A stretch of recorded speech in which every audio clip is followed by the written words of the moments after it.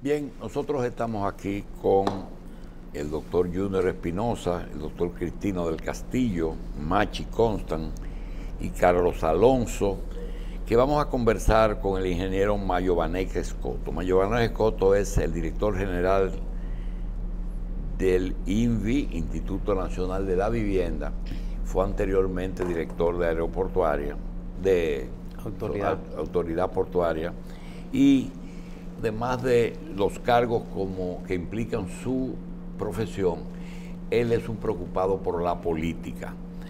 Nosotros quisiéramos introducir el tema con algo que hemos discutido el doctor Junior Espinosa y yo, y es el poder desde el poder o el poder desde la oposición. Hay algunos pasajes, por ejemplo, la historia de Balaguer da claramente cuentas de que el poder desde el poder es más fácil que desde la oposición. Aquel pasaje entre Bosch y Balaguer de quédate y rompe con el régimen de Trujillo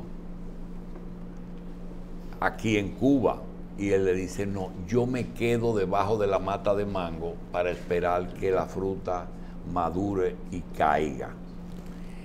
De eso se ha hablado mucho. También se ha hablado de dictaduras que duran muchos años, de dictaduras que duran menos años. Se habla de que no hay mal que dure 100 años. También que hay mal que duran 100 años y 57 años también. Así como también el tema de partidos que están mucho tiempo en el poder. Y nosotros hemos visto que el Partido de la Liberación Dominicana prácticamente está dividido, no en dos tendencias como tenía Peña Gómez estructurado su PRD, que eso a la larga producía una fortaleza del partido, sino que el PLD parece ser que dejó pasar su tiempo de división y podía perder el poder por su división. Mayobanek, tú que has patrocinado algunos encuentros de tipo político aquí, ¿cómo tú ves la posibilidad de que tu partido se ponga de acuerdo en los temas que no conoce el país, que dividen profundamente el partido y que da la sensación de que eso ha llegado hasta lo personal? La posibilidad de que una persona que está ligada familiarmente al presidente Fernández haya declarado que va a compartir las pretensiones de ser presidenta de la República, que es doña Margarita. 7 precandidatos que ustedes tienen y ningún precandidato que tiene Leonel Fernández. ¿Cuál es el pronóstico tuyo? Que no sea, no, nosotros al final nos vamos a poner de acuerdo. Gracias, buenos días, Julito, Machi, Carlos, Junior, Cristino.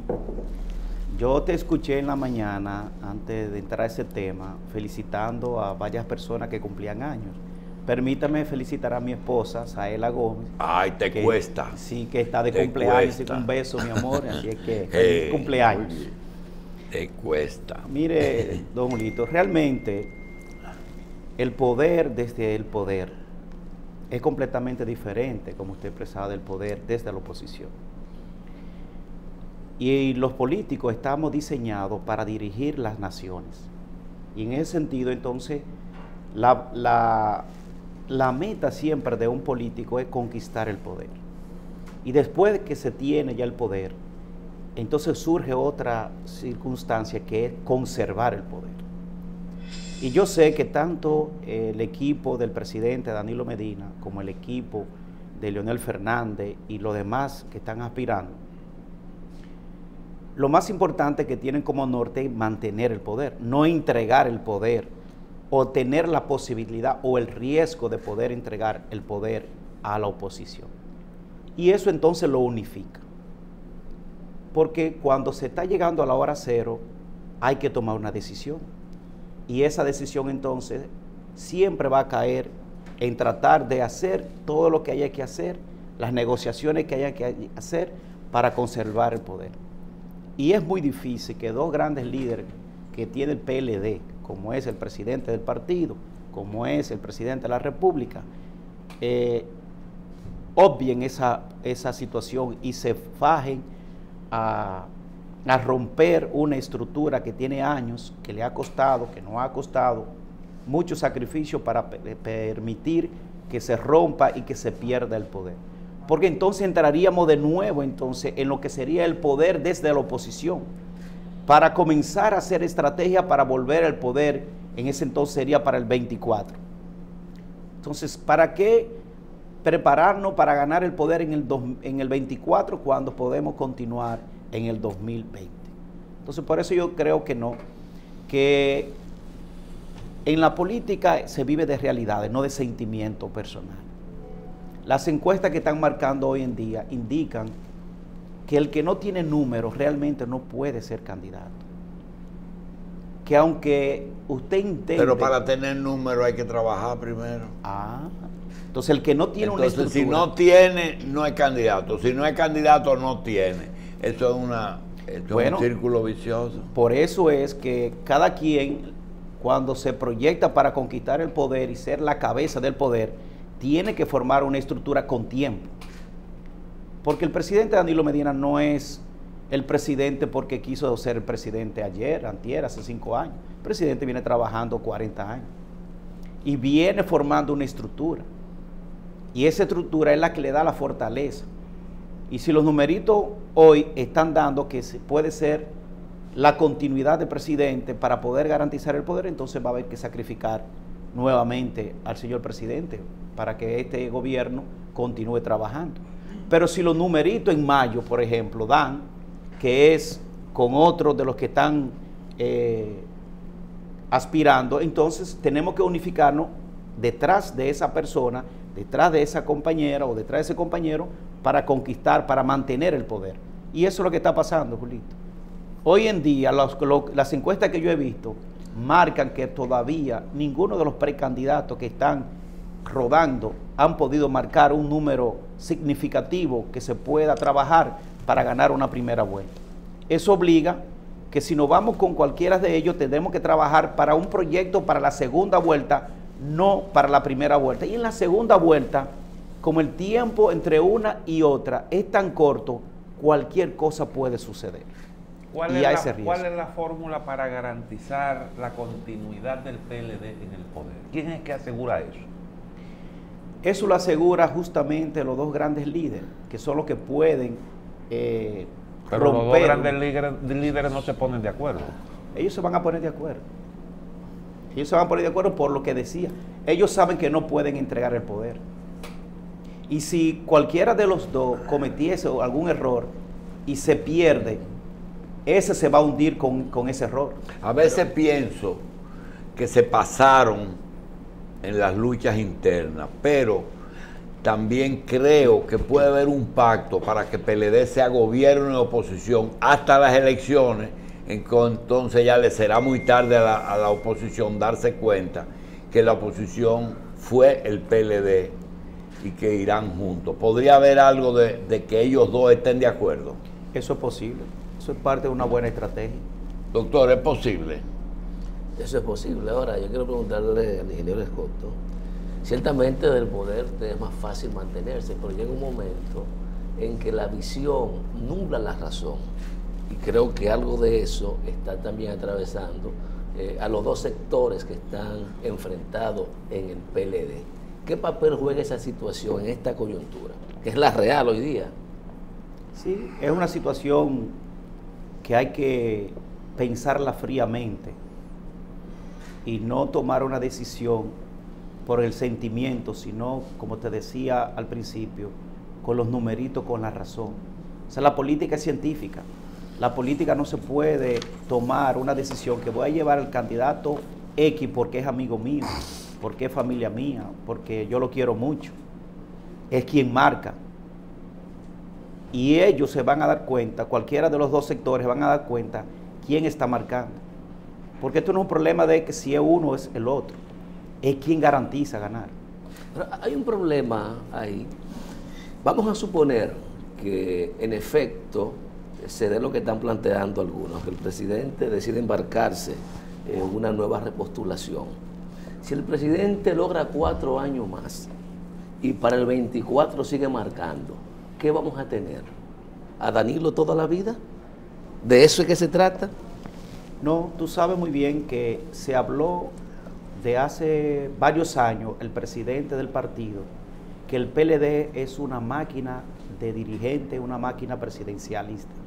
Entonces lo que se está preparando, todo esto que están saliendo ahora, tendrán toda la oportunidad, en caso de que sucediera eso, Junior, que tú dices, para que de aquí al 24, esas estructuras que no la tienen, pueden formarla y entonces ser ya una opción.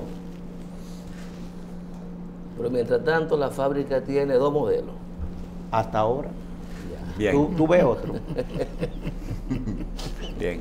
Como ya estamos ahora ya en un punto en que no podemos avanzar, yo quisiera que Mayobanej Escoto nos pase a tratar un tema que sí está en sus manos la respuesta, aunque quizás no tenga la solución.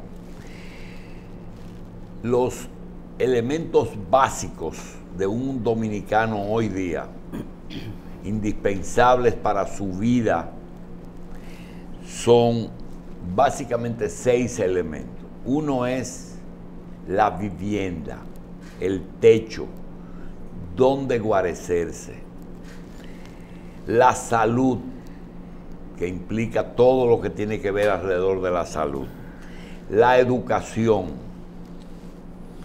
la alimentación, el transporte y fuentes de trabajo para poder producir las otras 5 cosas. El Instituto Nacional de la Vivienda, ningún gobierno desde que fue fundado el INVI le ha dado la importancia que su reglamento tiene. Es decir, construir las viviendas y trazar los lineamientos para que los dominicanos puedan ir llenando aquellos déficits de vivienda, tanto en el sector privado como en el sector público. Yo lo veo como un organismo regulador.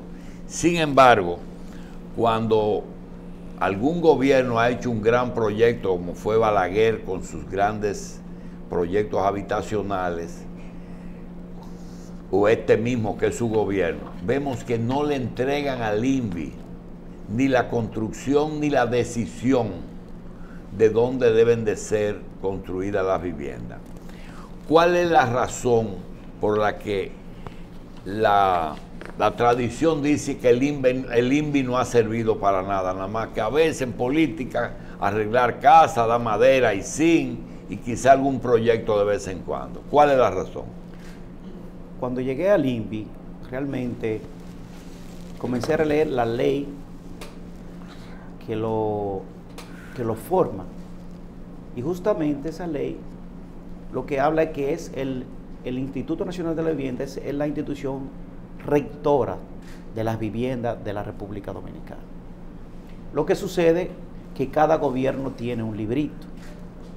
Y de repente, en este país, se construye dependiendo quién esté en un ministerio o en una dirección. Nosotros viendo esa situación de que ahora mismo hay más de 12 instituciones construyendo viviendas en la República Dominicana, que no es exactamente el INVI, sino incluyendo el INVI. Por eso nos estamos analizando varios proyectos del Ministerio de la Vivienda para poder reunir y tener una política central de que solamente sea el Instituto Nacional de la Vivienda o el Ministerio de la Vivienda que pueda trazar la política de construcción de vivienda, como sucede en los otros países. Y eso se hace justamente porque cada quien quiere construir. Balaguer, por ejemplo, le dio mucha importancia a bienes nacionales. Bienes nacionales construyó muchísima vivienda. Desde la presidencia, lo que se llamaba la supervisora, o se llama todavía, se construyó miles de viviendas. El gran problema era que se construía vivienda y nunca se regularizaba. Pero están hechas. Pero ¿sabe cuál es el problema? Que la mayoría de las viviendas, casi el 90% de todas las viviendas que ha hecho el Estado Dominicano no tienen un título de propiedad. Nosotros, viendo la situación, le hicimos un planteamiento al señor presidente de la República. Y él emitió el decreto 280-18, donde autoriza recoger desde cuando nace el INVI, que es el 10 de mayo del 62, hasta el 2008 por lo menos, para regularizar y poder titular todas esas viviendas. Porque se construían viviendas, esas viviendas, esos planos nunca se llevaban a obras públicas, no se revisaban estructuralmente, en el caso de obras públicas. Si no era que se construían terrenos del CEA o de bienes nacionales y no se hacían los traspasos ni los deslindes. Usted está hablando de cobrar. No, lo que estamos hablando es de organizar, porque hay, por ejemplo, la José Contreras. Pero José, la ciudad, vamos a la cosa tuya. Juan Bosch, ¿la estás haciendo tú?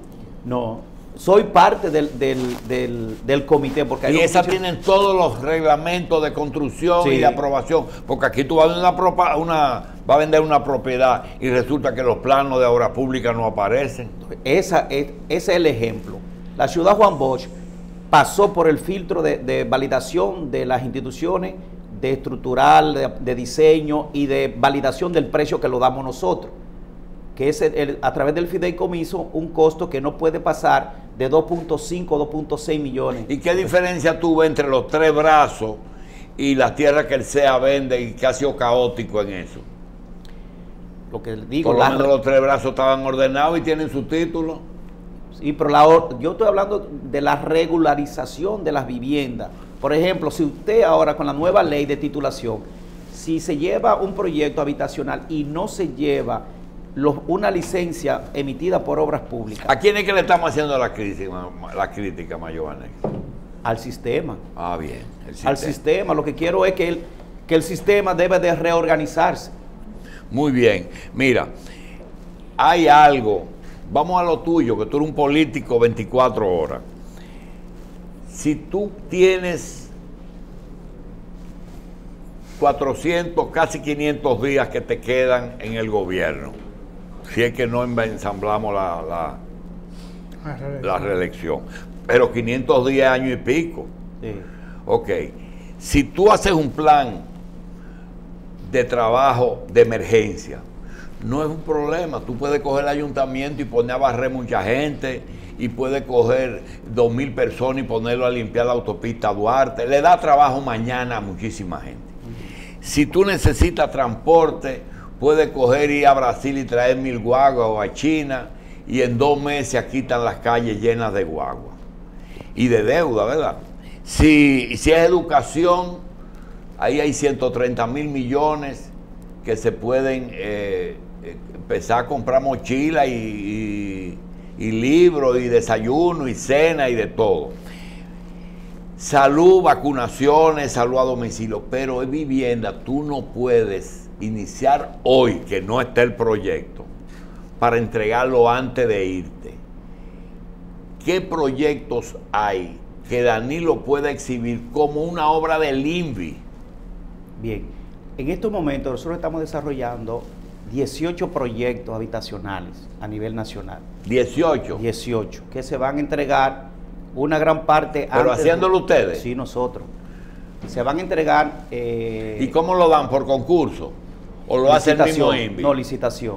Se licita, se sube a la plataforma, se licita, el ganador, se hace un contrato. Y esos 18, ¿cuántos lo han ganado? ¿Cuántos firmas de ingenieros? Son independientes. No se acepta que un contratista tenga más de un proyecto. Lo ponemos parte del pliego de... ¿Dónde están esos 18 proyectos? Están, por ejemplo, en Puerto Plata, lo que es Montellano, están en Santiago Rodríguez, están en Montecristi. ¿De cuántas viviendas cada uno? Dependiendo, en Puerto Plata 100. ¿Y la que menos tiene? 40, 48. ¿Cómo se le adjudican esas viviendas a las personas? Esta vivienda... ¿A los PLDistas de la zona? No, estas viviendas son para la primera vivienda financiada. Hay dos tipos de vivienda, una que son donadas, porque se consiguen algunos préstamos blandos y vienen con esas condiciones, que son como la que tenemos lista ya en Montecristi, por ejemplo, en kilómetro 14, tenemos 64 listas, tenemos 64 en Aguayo, eso es antes de entrar a la provincia de Duarte, también lista para entregar, solamente estamos esperando que el presidente ponga en agenda para inaugurar. Pero asimismo tenemos a Miche, tenemos Sabana de la Mar, tenemos a Angelina de Cotuí, tenemos en Barahona, tenemos en Los Ríos, allá en Neiva. Esas están listas para que antes de junio o julio el presidente pueda entregarla a esa familia, que son ya para damnificados, personas que han sufrido, y esas son donadas. Son apartamentos más pequeños donados. Ahora los otros son proyectos habitacionales de 3 habitaciones, con 2 baños, para clase media, si se puede llamar, personas que puedan pagar un financiamiento que puede estar tipo Ciudad Juan Bosch entre 10 a 15 mil pesos mensuales. Eso es lo que estamos haciendo. Y eso ya son diferentes, porque ese proyecto nuevo sí están dentro de la regulación, sí pasan por el sistema, por el filtro, con un diseño moderno, y inmediatamente hacemos el proceso para que tengan la titulación, que es lo que estamos trabajando. Con ese decreto que decía ahorita, el 280-18, vamos a titular a final de este año cerca de 10.000 a 15.000 viviendas que no tienen un título de propiedad, pero que ya la gente o la pagó hace muchísimos años, pero no se puede entregar el título porque no se han hecho los trámites legales. Y amparado en ese decreto, lo estamos ejecutando a través de la comisión de titulación que dirige José Dantes. O sea, eso va a ser parte de los cambios que el presidente podrá mostrar, porque igual que como está entregando cerca de 50.000 títulos de parcelero, asimismo queremos entregar miles de títulos de viviendas de Pero esos 18 proyectos tienen su título y tienen su subdivisión y su condominio y todo. Exactamente. Esas no tienen problema. Esas no van a tener problema, porque esa justamente es lo que estamos diciendo. ¿Cuántas más te gustaría iniciar en el resto de la gestión? No, queremos hacer 3.000 más unidades. Viviendas.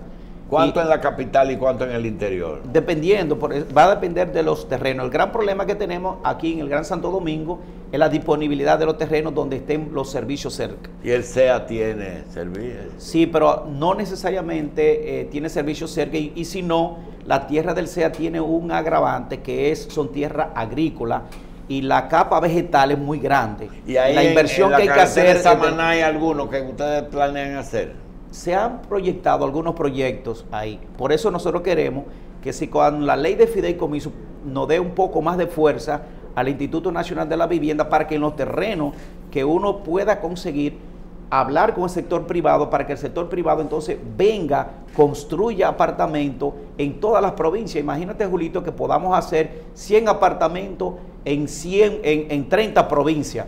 Con inversiones privadas, pero en terreno del Estado, para regular y acoger la ley de fideicomiso, y con eso bajamos el costo para la primera vivienda de las familias que trabajan en un banco, que son médicos, que son maestros, que son agrónomos, que tienen producción, que pueden pagar, en vez de pagar el alquiler de 15.000 pesos, que pague un financiamiento de 15.000 pesos. Bien. ¿El déficit habitacional cuál es?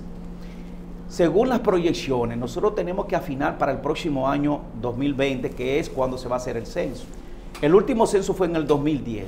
Hicimos una proyección en el Ministerio de Planificación, y se cortó de que tenemos un déficit habitacional cuantitativo, o sea, de hábitat por construir, cerca de 375.000 unidades habitacionales, con un incremento anual que bordea los 26.000 unidades al año.